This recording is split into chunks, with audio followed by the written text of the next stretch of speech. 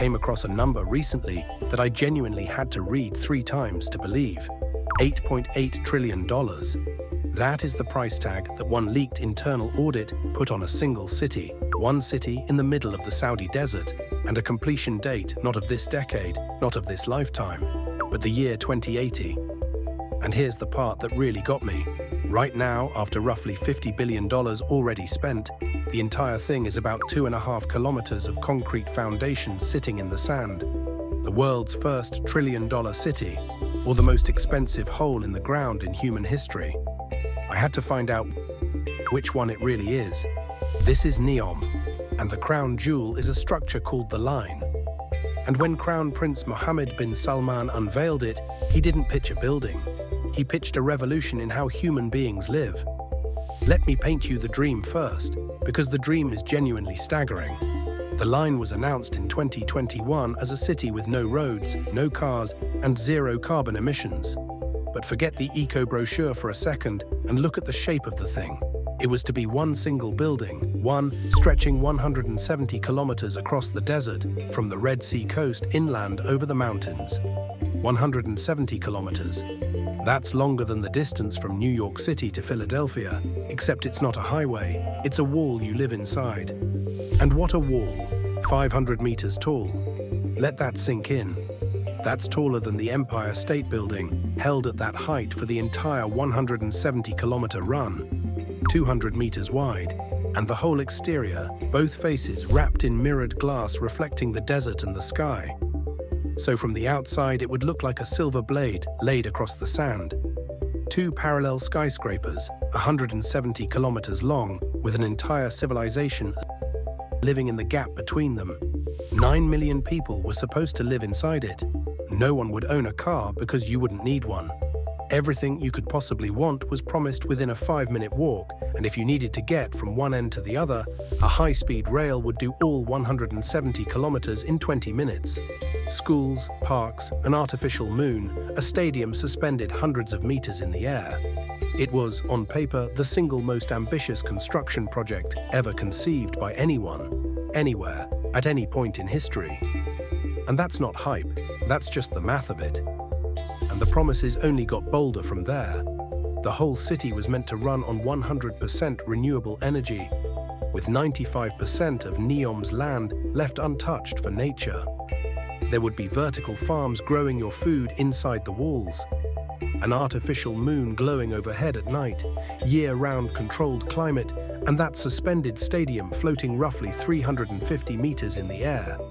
The pitch wasn't a nicer city, the pitch was that the way every other city on Earth had ever been built was simply wrong, and that one country with enough oil money could rip up the rulebook and start over.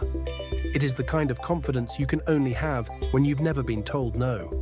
Now, let's talk about the money, because this is where the story stops being a glossy render and starts being something a lot more human. When NEOM was first announced, the number attached to it was $500 billion. $500 billion. Already, that made it the most expensive development project on Earth. For comparison, that's roughly the entire annual budget of a major nation, aimed at one stretch of empty coastline. And NEOM was the centerpiece of Mohammed bin Salman's Vision 2030, the grand plan to wean Saudi Arabia off oil and turn it into a tourism and tech powerhouse. The Line was meant to be the proof that the future could be built from scratch, but $500 billion was just the opening bid. Saudi officials later spoke publicly of figures around $1.5 trillion and a finish by 2030. And then the leak came. An internal audit, reported by the Wall Street Journal, put the real projected cost at $8.8 trillion.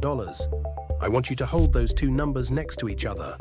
The original promise of $500 billion and the internal estimate of $8.8 trillion. That is not a cost overrun, that is the budget multiplying more than 17 times over.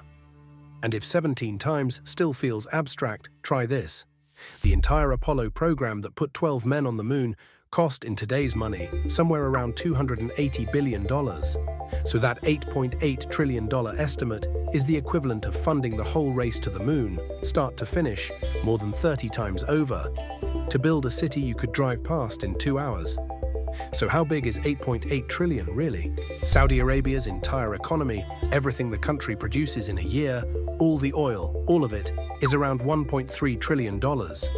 So this one city was, on paper, projected to cost nearly 7 times the entire annual output of the nation building it. It's a number so large it stops meaning anything, which is exactly the problem. And that same leaked audit reportedly found something far more uncomfortable than a big number. It cited evidence of deliberate manipulation of the finances by certain members of management.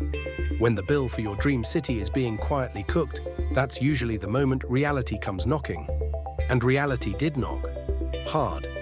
Here is what the line actually looks like today in 2026.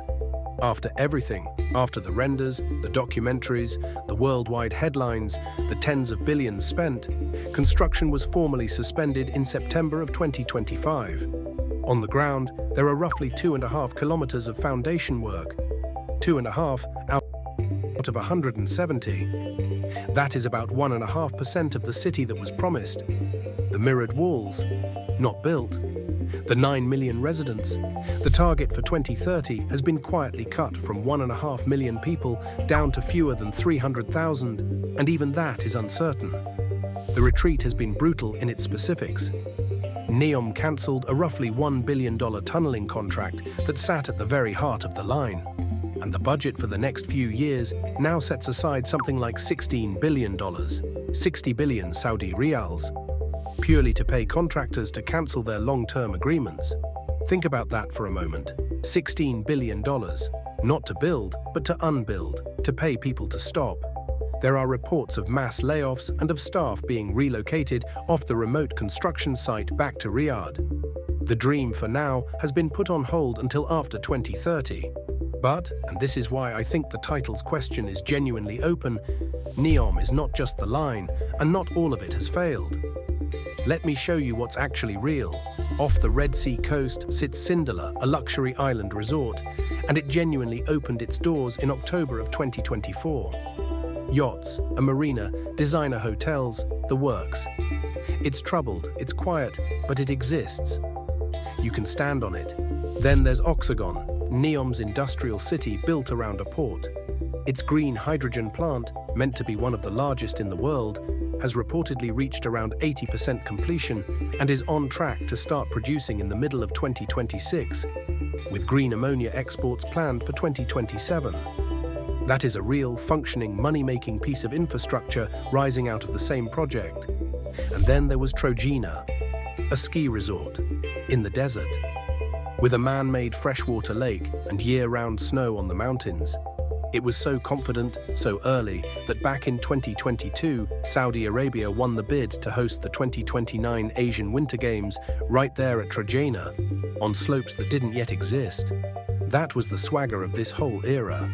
But the slopes still don't exist, and in February of 2026, the Asian Winter Games were taken away from Trojena and handed to Almaty, in Kazakhstan, a city that, actually has mountains with snow on them. The most quietly devastating sentence in this entire story might just be that one. It's not only NEOM either. Up in Riyadh, the kingdom planned the Mukaab, a cube. But what a cube? 400 meters on every side, big enough, organizers claimed, to swallow 20 Empire State Buildings whole. The centerpiece of a downtown district called New Murabba. And its construction too has been suspended while the financing is reassessed. The pattern by now is impossible to miss. So let me put the case both ways, honestly, the way I'd want it put to me. The case that this becomes the world's first trillion-dollar city is actually strong. Saudi Arabia has already spent somewhere around $50 to $60 billion. Money that doesn't simply evaporate even when the headlines are bad. The public investment fund behind it controls hundreds of billions in assets. Oxagon's hydrogen plant proves they can finish real things. Mohammed bin Salman has staked his global reputation on Vision 2030, and rulers with that much pride rarely walk away cleanly. They scale down, they regroup, and they keep pouring. Spend over enough decades and crossing $1 trillion isn't ambitious. It's almost inevitable, and the case against just as strong. Oil prices haven't cooperated. The $8.8 trillion figure isn't a target, it's a warning, a number that no economy on Earth could responsibly chase. A timeline that now reaches to 2080 means almost no one who announced this city will live to see it judged. an audit hinting at manipulated finances, foundations that have sat exposed and silent in the desert since 2025. You can spend $1 trillion, yes, but spending $1 trillion is not the same as building the gleaming mirrored metropolis they sold the world. So will Saudi Arabia build the world's first $1 trillion city? Here's where I've landed, and I'll let you make your own call. By sheer accumulated spending, NEOM almost certainly will become the first $1 trillion city. The money has been committed, the pride is on the line, and the decades are long. But the city in those renders, the silver wall, the 9 million people, the 20-minute train across the desert, that version may never be finished as promised. NEOM might end up as the most expensive thing the human race has ever attempted, and a monument, all at once, to how $1 trillion can buy you almost everything, except the certainty that the future will show up. If you could pour $1 trillion into one impossible idea, would you build the line, or would you walk away? Tell me down below. I genuinely want to know. And if you enjoyed taking this walk through the most expensive gamble on the planet, you know what to do to come along on the next one.